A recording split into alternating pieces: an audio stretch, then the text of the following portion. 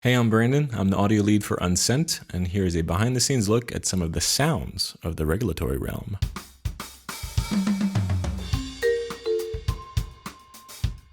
If you haven't played Unsent just yet, which is crazy, it is a 3D platformer created by Slimeware and Red Rabbit Games, and it is inspired by classic platformers like Banjo-Kazooie, Psychonauts, and SpongeBob SquarePants Battle for Bikini Bottom. Unsent takes place in the fictional regulatory realm, where human beliefs and superstitions manifest as bureaucracies. Picture the afterlife of Beetlejuice, but like a whole world of that.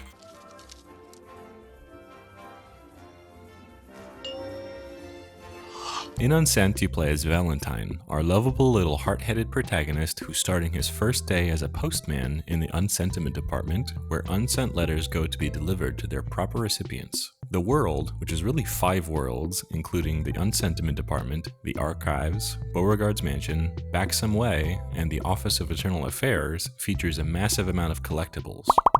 The most common of these being the penny. Since this is a sound players will hear often, we needed to ensure the pickup sound was both fun and rewarding. To accomplish that, I took a tonal sound design approach and set a number of pitches that would be semi-randomly played according to a few parameters. That way, when players are collecting pennies, it's kind of like they're playing along with the game's soundtrack. Speaking of the soundtrack, in order to ensure the entire tonal footprint of the game was harmonious, I sat down with our composers Alex Tozian and Jessica Lee to set some safeguards on music moving forward, because at that point some material had already been written, so I had to figure out what our tonal palette could be. So far we had music in C minor and A minor, so I requested the team stick with those keys so the tonal world would remain cohesive and none of the sound design would clash. Luckily, the keys of C minor and A minor have 4 notes that overlap, those being C, D, F, and G.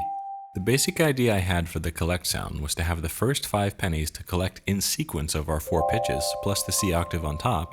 Then any pennies collected after that would trigger a random pitch in that pool of 5. Finally, if the player doesn't collect a penny within 2.5 seconds, the system would reset to the sequence mode.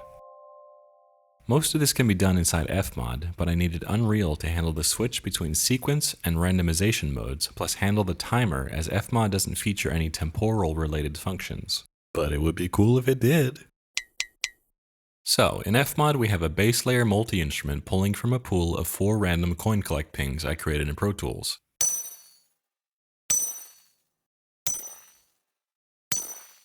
Then 5 shimmer pitch layers whose playback is controlled by the shimmer index parameter.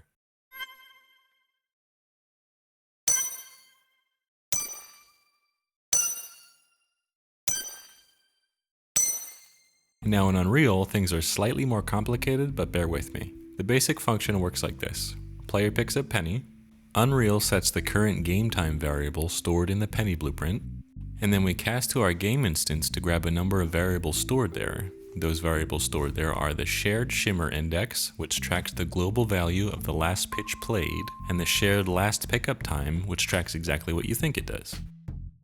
We store those variables in game instance because if we stored them in each penny blueprint, the variables would get destroyed with every pickup, and certain values we need to stay available would be gone. And the game instance by nature persists until you quit the game. After those variables are accessed, we compare the current game time with the last pickup time, and if the difference of those 2 values is less than our reset delay of 2.5 seconds, the branch evaluates to true, and the shared shimmer index variable is incremented by 1 in a fixed range of 0 to 4, which matches our FMOD shimmer index variable range. After the new shared shimmer index and shared last pickup time values are set, the FMOD event finally plays in 2D. Immediately after that, the FMOD shimmer index parameter is set to its new value, now stored in game instance. The next branch is what handles the sequence versus random mode switch for the shimmer layer. If the value of shared shimmer index is 4, the branch evaluates to true and sets it to a new value of a random integer between 0 and 4. Finally, on the earlier branch, if the player picks up a penny and the difference of current time versus shared last pickup time is not less than 2.5, meaning they've exceeded the 2.5 second timer, the shared shimmer index is reset to 0, bypassing the increment logic and restarting the count-up sequence for another penny palooza. If all goes well, it should sound a little like this.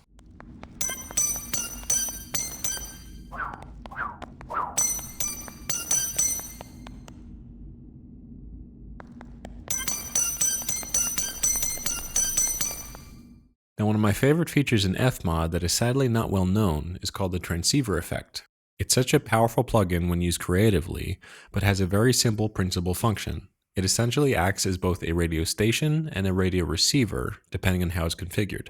The way I set it up for our purposes was to first add the effect to a track in an event, which will act as the radio station. It should be added pre-fader, which is very important, with the mode set to transmit. Pick a channel and turn the fader of that track all the way down. We're silencing this fader because we only want to hear the content of this track on the receive end. That's why we have the transmit effect placed pre-fader so the signal is still alive as it gets broadcasted. On the receive side, do essentially the same thing, but set the mode to receive and make sure the channel is the same as the transmitter.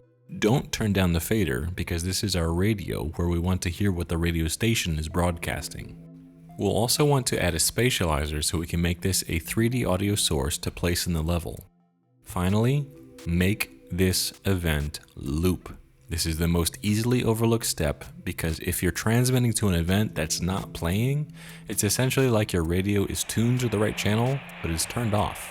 With this effect, we can essentially make an FMOD music event both non-diegetic and diegetic, which is exactly what we did in our second level, Beauregard's Mansion. Beauregard's Mansion is a beautifully decorated Baroque-style mansion where our first unsent letter delivery takes place. It is inhabited by none other than Lord Mallory Beauregard, who aside from being perpetually brokenhearted, is actually a gifted inventor. The mansion is overflowing with mechanical gadgets and gizmos from wall to wall, which serve as obstacles for our poor protagonist Valentine as he desperately clambers over them and evades the ever-rising lake of fresh tears to deliver a sobbing Beauregard his letter. Two of the 3D assets featured in the level are a pipe organ and a cuckoo clock. When I saw those popping up in the environment during development, I knew we had an opportunity to do something special with the music.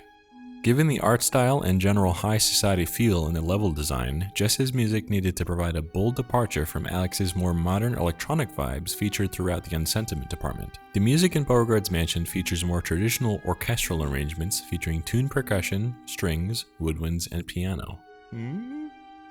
Luckily, a pipe organ fits quite nicely in the mix, as well as the rhythmic ticking of cuckoo clocks. So after composing a few loops of mechanical organ music and creating a few cuckoo click tracks in Cubase, I added these two files to the Beauregard Music FMOD event as new layers, wired them up for use with the Transceiver plugin, and implemented them onto our 3D counterparts in the level designer.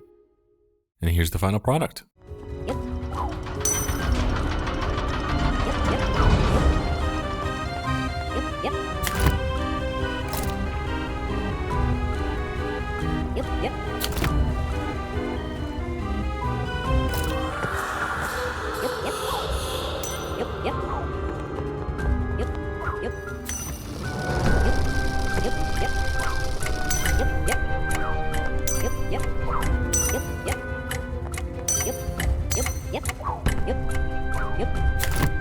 Pretty cool, right? Really adds to the intensity of the already chaotic platforming section, as well as making the music feel more integrated into the environment. There's even a transition segment for the clocks winding into different tempos when the cues change.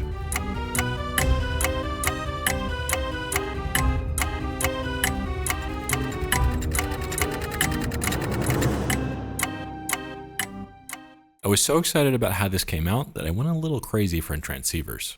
We actually ended up using the effect in a total of 6 places, but I'm just going to show you one more example for the sake of attention span. Now, the Unsent department is essentially one large corporate factory. A stylish one, but a workplace nonetheless. And what workplace will be complete without? A PA system.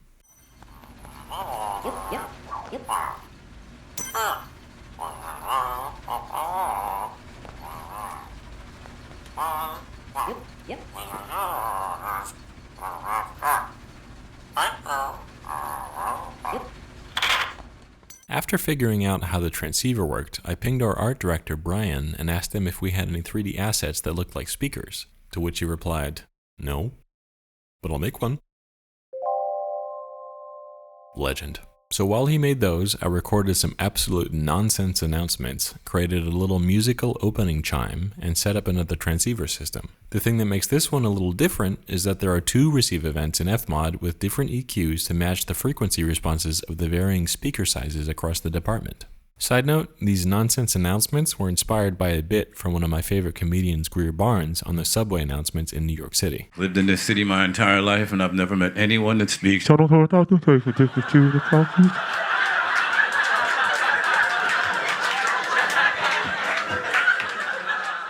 final sound design element I want to show you is the creaking of the plate and plank seesaws.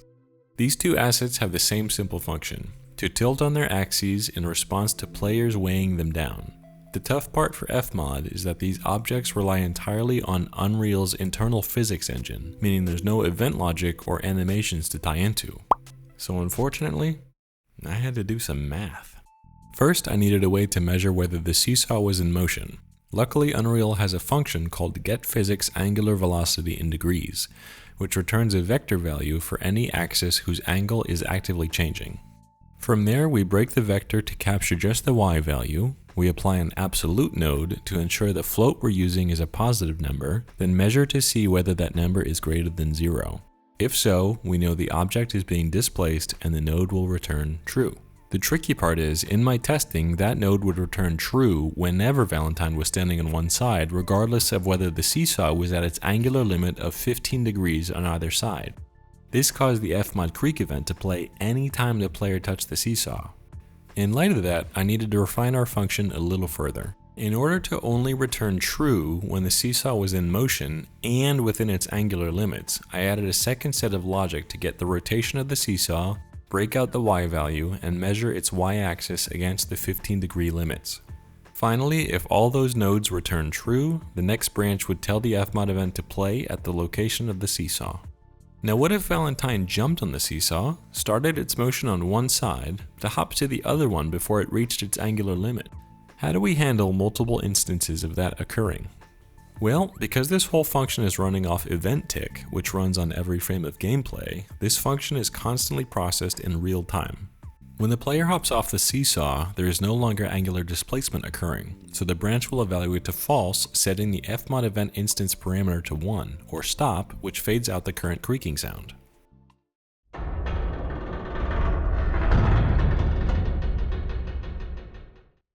The do once node is crucial here because otherwise the FMOD event will be fired every frame, resulting in ear destruction. So when the player hops off and sets that new parameter, they're also triggering the reset pin of the do once node to allow a new instance to be called. And if you're still awake after all that, here's the seesaw in action. Yep. Yep. Yep.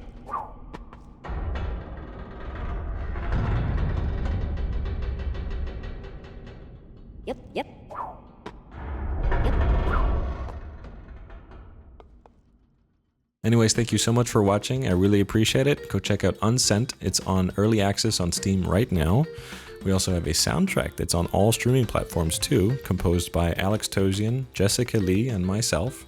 We had a blast writing it. I think you're really gonna love it, and we'd really appreciate it if you go check it out. Thank you so much.